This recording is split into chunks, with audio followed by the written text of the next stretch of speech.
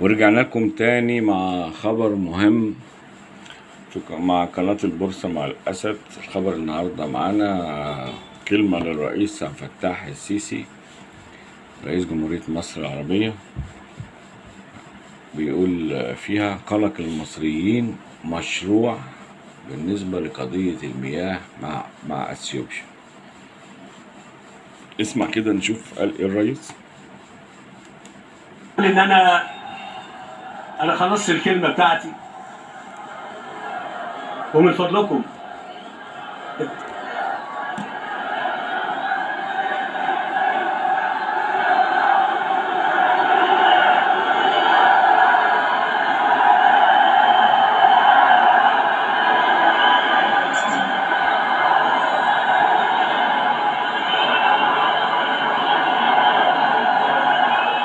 الموضوع اللي هتكلم فيه موضوع مهم. الموضوع اللي هتكلم فيه موضوع مهم جدا. اتفضل يا ريس. وارجو ان انتوا تسمعوني بانصات. يعني سامعين معاليك، اتفضل. الموضوع اللي انا هكلمكم فيه هو موضوع شاغلنا كلنا. اسمعوني كويس، اسمعوني كويس، وشاغل كل المصريين. وانا قلت قبل كده ان القلق ده قلق مشروع. وخليني اكلمكم بالراحه وبهدوء وبدون انفعال عن الحكايه باختصار شديد. انا عايز اقول لكم ان احنا كنا دايما بنتعامل في كل قضايانا بعقل راشد وبتخطيط عميق، وعمرنا ابدا ما عشنا الوهم ولا حاولنا ابدا الوهم ده نقدمه ليكم ولا نصدره ليكم. وعمرنا ابدا بفضل الله سبحانه وتعالى ما حاولنا ابدا ان احنا ندغدغ مشاعر الناس. ابدا ما حصلش ومش هيحصل. فالقلق اللي المصريين قلقانين منه فيما يخص موضوع الميه زي ما قلت قلق مشروع. اسمعوا بس، اسمعوا. وانا عايز اقول لكم اسمعوا مني. طيب اسمعوا، الموضوع ده مهم جدا. اللي انا بقوله لكم ده مهم جدا تسمعوه مني. مش انتوا يعني مش انتوا امنتوني عليها. مش انتوا امنتوني عليها. ايوه يا ريس، امناك عليها يا ريس، وانت قدها وقدود يا ريس.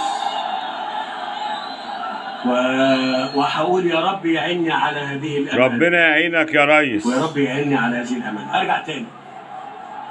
فالقلق ده قلق مشروع.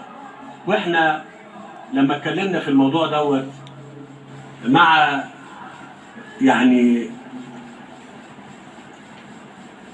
الاثيوبيين والسودانيين كنا دايما بنتكلم على ان احنا عايزين كلنا نخلي نهر النيل نهر للشراكه وللخير لينا كلنا. وقلنا واكدنا ان احنا مش عايزين الخير لينا احنا لوحدنا، احنا عايزين الخير للكل. الكلام ده اتقال في جميع المناسبات. وقلنا ان احنا اذا كان زي ما بتقولوا ان السد ده هيوفر لكم التنميه من خلال انتاج الكهرباء، احنا معاكم ومستعدين ايضا نتعاون معاكم في كل شيء يؤدي الى رفاهيه الشعب الاثيوبي والشعب السوداني جنبا الى جنب مع الشعب المصري. عندك العيب يا ريس، عندك العيب يا ريس. الله ينور. انا عايز اقول لكم على حاجه. عمري ابدا اذا كان عندنا ثقه في الله ثم في انفسنا ان احنا ابدا ما نبقى متصورين ان ممكن الهدم والتخريب والتدمير ابدا. ده استثناء، والبناء والتنميه والتعمير هو الاصل. نرجع تاني. فكان كلامنا دايما نقول ان احنا مستعدين لده، ننقل خبرات ونتعاون في مشاريع الكهرباء وفي مشاريع الانتاج الزراعي وفي كل شيء. ونقدر احنا لدينا في مصر النهارده قدرات مختلفه وقلنا ان القدرات دي متوفره لاشقائنا، مش بس حتى في اثيوبيا والسودان، ده احنا قلنا حتى لكل اشقائنا في القاره الافريقيه. بس بشرط ان ما حدش يقرب من الميه بتاعت مصر. الله اكبر.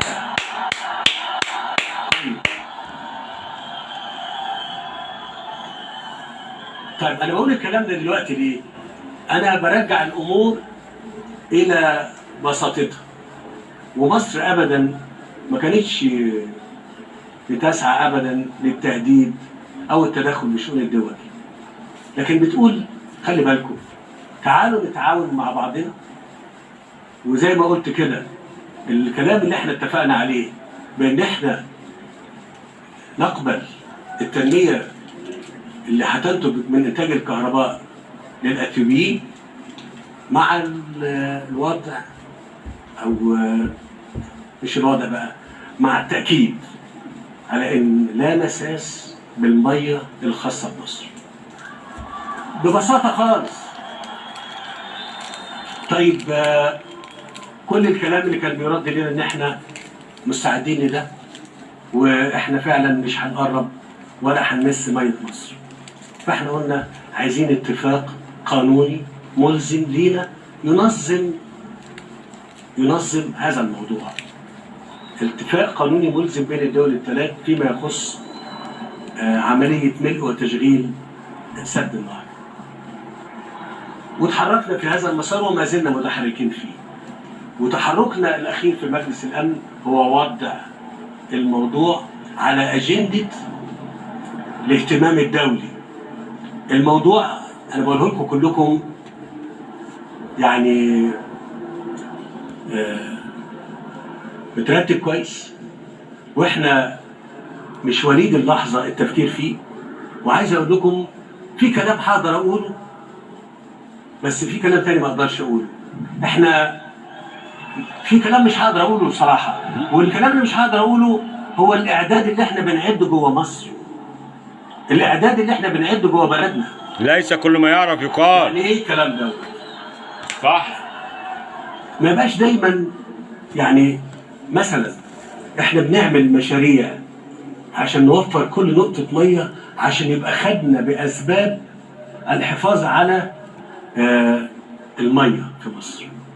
مشروع تبطين الترع اللي انتم شايفين ان احنا متحركين فيه، احنا راصدين له حوالي ما يقرب من 60 مليار جنيه. وبنتمنى ان احنا خلال سنتين ثلاثه نكون مخلصينه. ده عشان يعمل حاجات كتير قوي من ضمنها توفير الميه. محطات المعالجه اللي بنعملها اللي اتعملت خلال ال4 سنين اللي فاتوا، واللي بيتعملوا دلوقتي، واللي هيتعملوا خلال السنتين ثلاثه اللي جايين، الهدف منهم هو الاستفاده القصوى مما لدينا من مياه. يعني انا عايز اقول ان احنا خدنا بالاسباب في كل شيء، في كل شيء. ثم كمان يعني بنقول للاخرين انتوا تعيشوا واحنا هنعيش.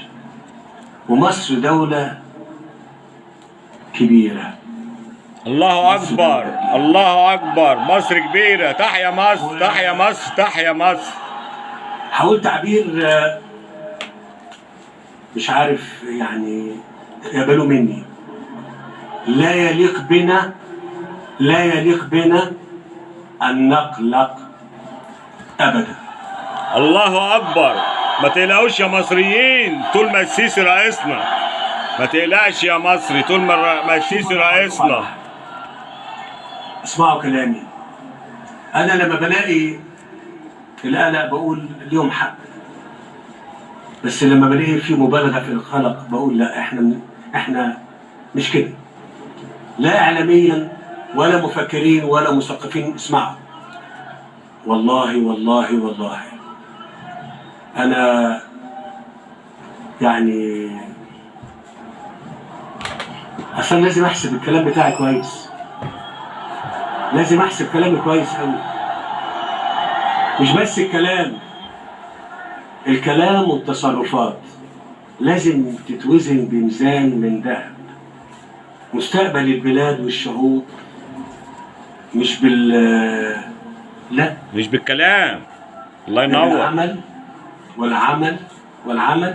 وبالمناسبة في كل اللي فات احنا ما نجحناش الا ان احنا دائما كنا معا. يعني ايه الكلام ده؟ يعني احنا اي تحدي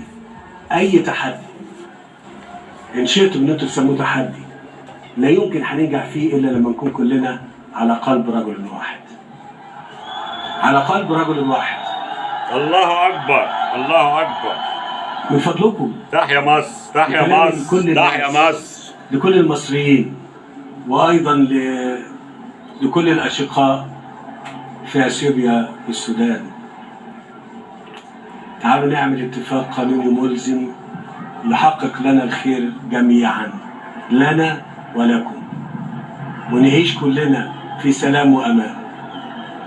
دي كلمة أنا بقولها لكل من يهمه الاستقرار والسلام والتنمية، بعيدا عن أي شكل من أشكال يعني التهديد.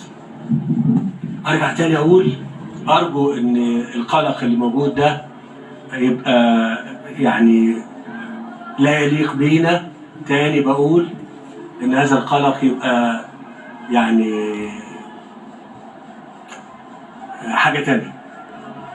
ما تقلقش يا قبل ما يحصل مصري، أي حاجة طول ما لمصر الرئيس السيسي رئيس مصر ما تقلقش. يبقى لازم أنا والجيش نروح عشان حاجة تحصل في مصر، غير كده مفيش. الله اكبر، الله اكبر. تحيا مصر، تحيا مصر، تحيا مصر. مش عايز أطيل عليكم أكتر من كده. طول يا ريس، طول يا ريس، ما يهمكش. لكن بالله إن شاء الله الأمور هتبقى كويسة، وإحنا ماشيين في طريقنا، وخططنا في كل شيء ماشية بفضل الله بشكل عظيم وجيد. ما تقلقوش من حاجة، ومن فضلكم عيشوا حياتكم، عيشوا حياتكم. هقول كلمة بتقولوها انتوا يا مصريين. قول يا ريس. كلمة صعبة مش عايز اقولها، لا مش هينفع اقولها. يا مش هينفع. قول يا ريس، قول يا ريس. يعني لا خلاص مش هينفع، مش هينفع.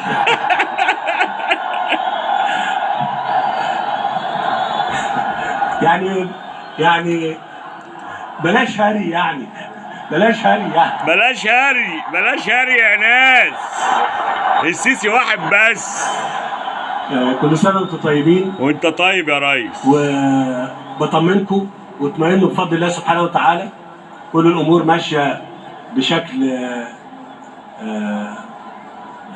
بخير، بسلام، بامان. وارجو ان مش هقول ما تسمعوش كلام حد، لكن انا والله العظيم كنت دائما صادق وامين ومخلص معكم وشريف، وانا كما ما زلت على العهد ده. حبيبي يا ريس، ما حبيبي. تصدقوش كل الكلام اللي بيتقال يعني، من فضلكم يعني.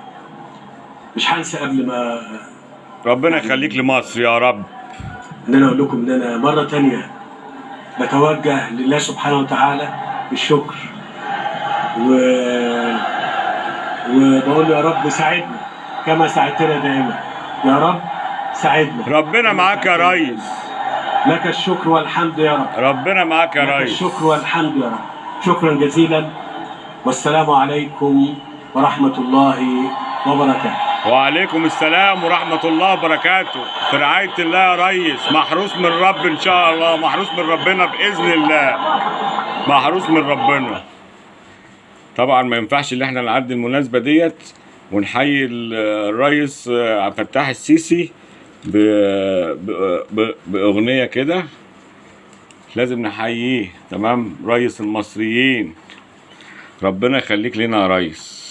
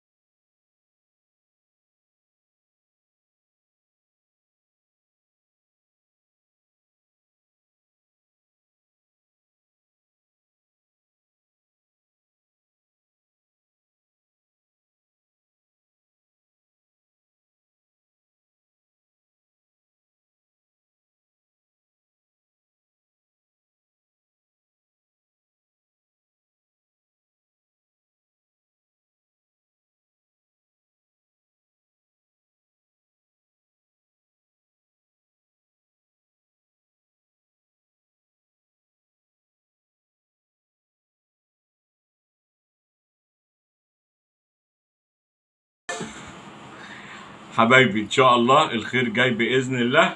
طول ما الرئيس السيسي معانا ان شاء الله الى الامام الى الامام. وان شاء الله باذن الله البورصه المصريه بكره ان شاء الله يوم الاحد هتحتفل بالسيسي، تمام، وبكلمته ديت باذن الله. كلمه قويه ومؤثره للي يفهم، ليس كل ما يعرف يقال، تمام. ومصر مش شويه، مصر مش شويه في المنطقه، مش في المنطقه العربيه بس، في منطقه الشرق الاوسط كله مصر مش شويه. طول ما السيسي رئيسنا اللي احنا اخترناه وامناه وهو قد الامانه. ونلتقي. لو عجبك الفيديو، الناس المشتركه ما تنساش تعمل لايك، والناس اللي لسه جديده تمام اشترك في القناه وفعل الجرس حتى يصلك كل جديد. شوفي فرحتي بص بالسيسي، ماليه عينيا ماليه قلبي. ربنا ينصرك يا سيسي. السلام عليكم.